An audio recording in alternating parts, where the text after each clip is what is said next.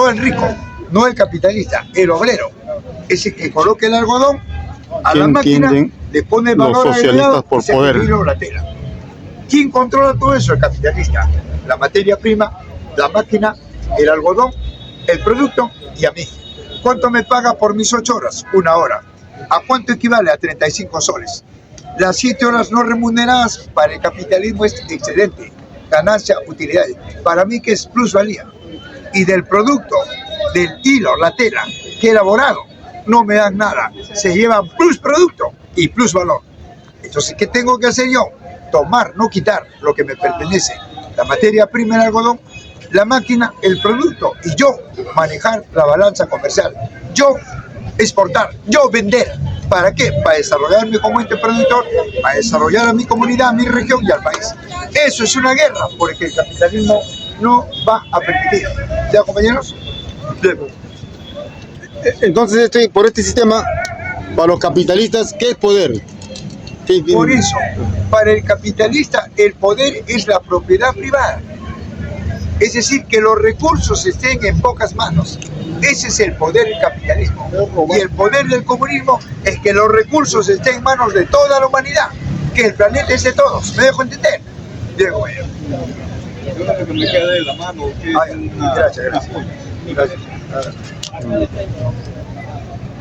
Bien, de repente hay alguna... En una sociedad comunista, ¿qué va a pasar con las propiedades de los grupos de poder que todo todo han robado, ellos han robado? ¿Qué va a Los pasar? grupos de poder van a pasar por los fueros populares. Los bienes, Escucha pues lo que te estoy hablando. Los grupos de poder van a pasar por los fueros populares. En otras palabras, por una justicia colectiva en las plazas públicas. Ahí le van a preguntar a Romero: señor Romero, ¿cómo usted llegó a controlar el agro? ¿Cómo es que usted controla? A ver, explíquenos cómo lo hizo. Romero no va a poder explicar. ¿Por qué? Porque la historia es bien clara. Dice que ellos se apoderaron, ¿verdad? Entonces, ¿qué van a hacer ahí?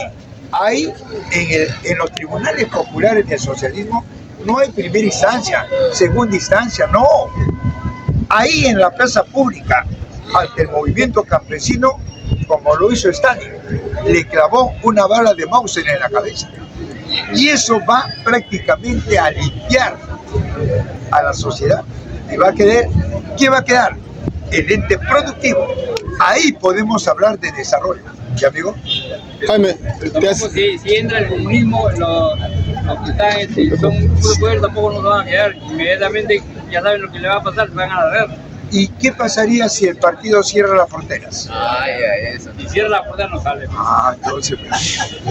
Pero estos son ratas, te agarras, te largan. Sí, pero mira, amigo, para una rata hay otro que es doblemente rata. Ahora hay un gato. Jaime, te hacía esa pregunta de poder porque a lo largo de la historia los sistemas que han querido ser implantados han fallado por la ambición de poder del hombre. ¿Y qué va a asegurar en un sistema comunista que eso no va a pasar? Bien, dime, lo que acaba de decir, ¿es idealismo o es materialismo? Idealismo. Es materialismo. Porque no hay una organización en el mundo que vaya así. No hay. Ese es idealismo. Toda organización campesina, toda organización gremial, toda organización social, en el proceso se parte y queda la calidad de la cantidad. A eso se llama línea de masas. Pasar de un marco colectivo a un marco político y a un marco ideológico. Se va quedando la paja del trigo o va sacándose el gorgojo del arroz. Bien. Ayer le hicieron una pregunta a Jaime sobre qué prefiere una persona, así metafóricamente, tener un edificio o tener 10 edificios. Bueno, ¿Qué preferiría un ser humano? en primer lugar, yo le preguntaría a la persona, ¿me está hablando eso en qué modo de producción? ¿En el capitalismo o en el socialismo? Me tiene que precisar. Capitalismo. ¿Por qué? Porque en el capitalismo yo quiero pues 10, 20, 30 edificios, ¿te das cuenta? Pero en el socialismo, ¿para qué? Si el planeta es de todos. Ten 40 edificios, ¿para qué te van a servir? Jaime, otra es que la revolución que proponen los socialistas, que es una revolución vía las armas, en esta actualidad que se vive, posiblemente ya no se puede dar, y más es recurrente a la teoría de Trotsky. Que eso no es la propuesta del socialismo. Está mal. ¿Vía la fuerza? No. Lo que tú acabas de plantear es producto de las ciencias sociales, es producto del desarrollo de la humanidad, pero no es el socialismo.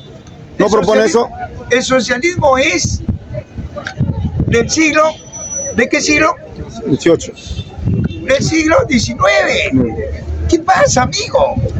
Ya antes del siglo XIX había revoluciones. ¿Qué pasó? Hay que saber preguntar, compañeros. Claro, ya se había dado la Revolución Francesa, ya se había dado la Revolución del 48 en Alemania, ya se habían dado las invasiones, ya. Por eso cuando alguien dice, señor, lo que habla Marx es algo obsoleto, ya pasó. ¿Qué me está diciendo? Que el capitalismo es recontra obsoleto, porque el capitalismo fue antes que Marx, Adam Smith. Entonces hay que hablar con propiedad, pues, compañero.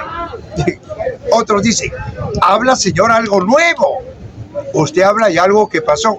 Y yo te pregunto, ¿el capitalismo es nuevo, viejo? Viejo. Hay que hablar con propiedad, compañero. No, va a ser una pregunta, ¿vale? Hay que sincronizar las fechas, no los signos y hablar. Bien. ¿Algo más, amigo? Sí, ¿alguna pregunta más? Con respecto a lo que ya has hablado de capitalismo, de comunismo, que son comunismo 100.000 años, ¿no? Ya.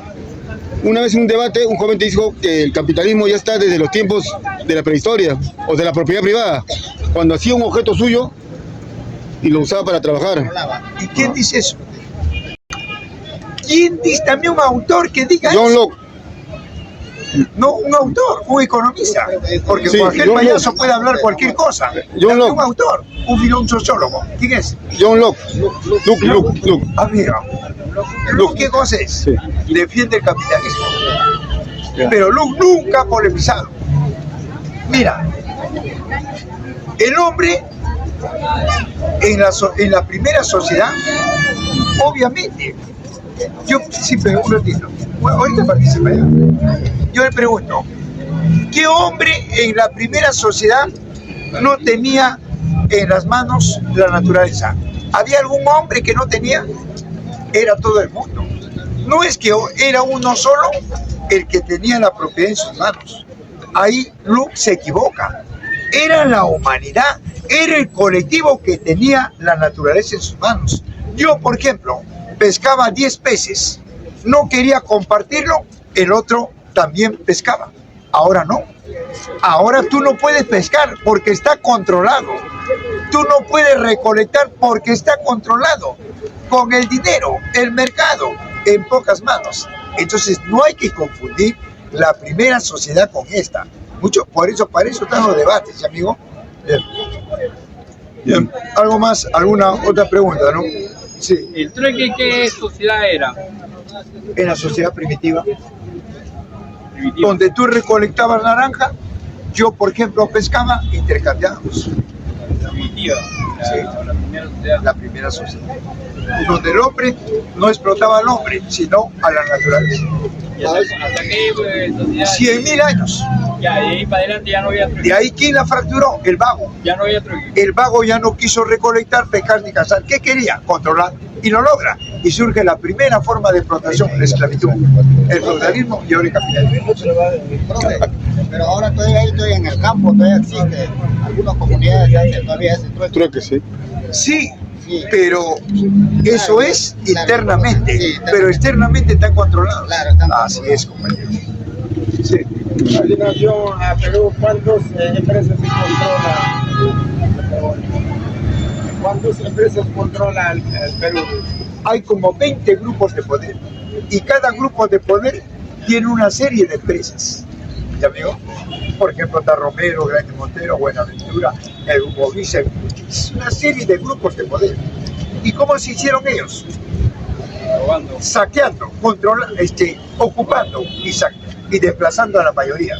Eso fue cuando llegó el coloniaje español, vino a saquear, y cuando se largó dejó un engendro entre el español y el inca, una casta social de criollos, de mestizos. ¿Qué hicieron ellos? Se repartieron el Perú, norte, sur, este, oeste, y se transformaron en grandes terratenientes, grandes hacendados, grandes gamonales, grandes latifundistas. Ellos lucharon contra el virreinato. Vino San Martín y los emancipó a estos terratenientes, pero no al pueblo. Y con estos terratenientes hicieron la Constitución y el Estado. Hasta ahora, 203 años. ¿Ya, amigo? ¿Quiénes son los que gobiernan? Los grupos de poder. Los presidentes son guachimanes, nada más. ¿No estás de acuerdo? Afuera, así haya ganado las elecciones. Bien. Jaime, una pregunta dice, si Perú llega a ser un país con poder o potencia, ¿a qué debe darle más prioridad? ¿A las armas, a la tecnología o a la educación? Depende que el país, en qué sociedad. Si es en el comunismo, si es con el socialismo, oiga, ¿para qué va a intervenir otros países?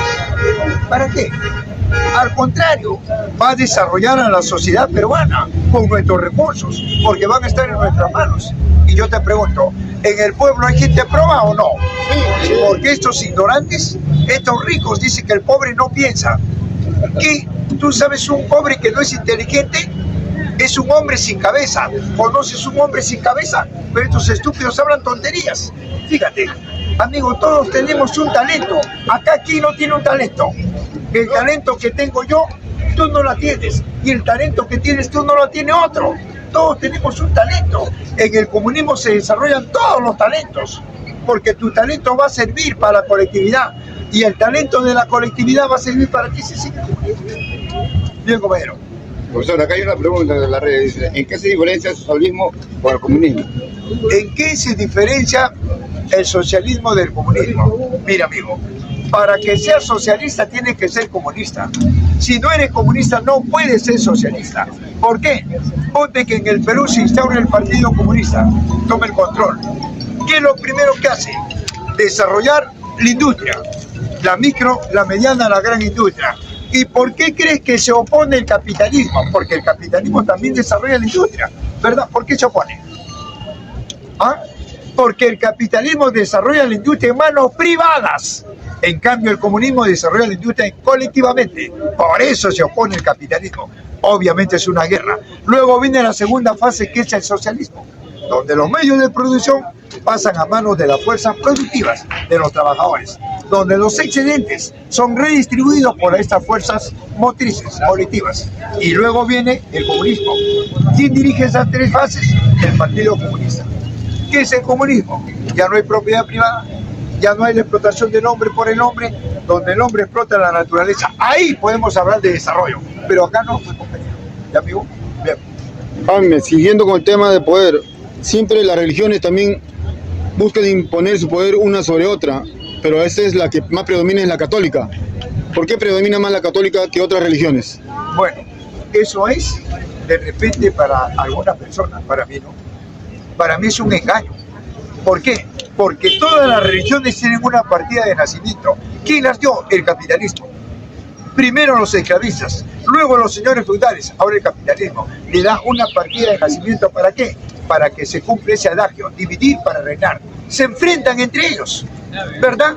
Pero todos conforman la concepción divina. ¿Y qué es la concepción divina? El brazo filosófico del capitalismo. ¿Y cuál es la contradicción? El materialismo. ¿Me dejo entender, amigo? Pero la religión católica dice que solamente Dios derramó su gracia sobre ellos, y las otras religiones son solamente herejías. Amigo, vuelvo a repetir. Dame una sola religión que esté en contra de Dios. Una. Todas.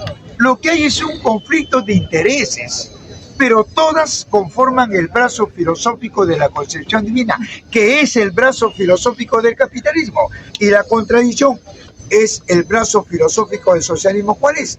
El materialismo. ¿Me dejo entender? Por eso cuando hay un debate, necesariamente tienen que ser entre opuestos, si no, no hay desarrollo.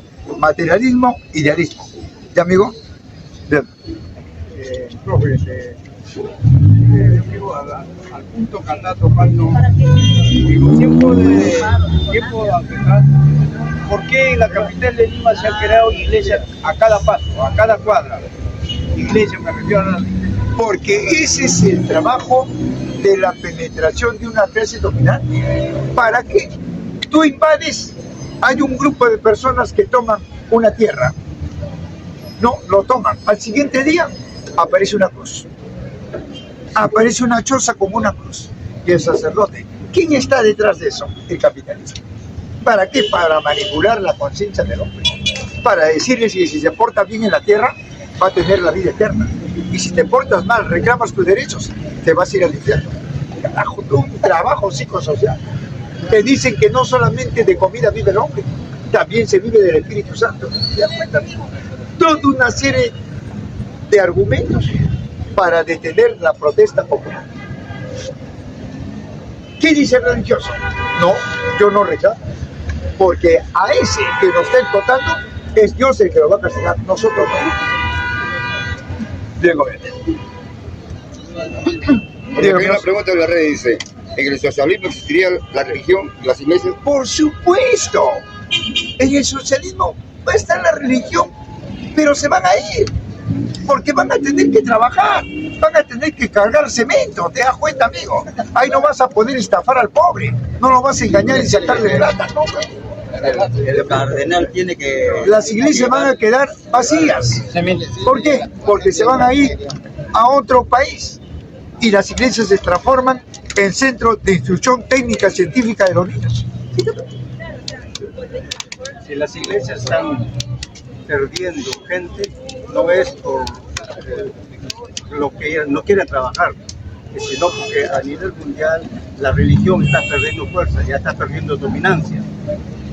Dígame, el término religión con término iglesia, ¿son opuestos?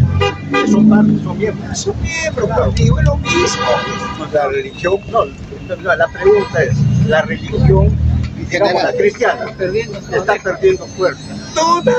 toda. Déjame terminar la pregunta. Está perdiendo fuerza. ¿Por qué? El materialismo está ocupando su lugar.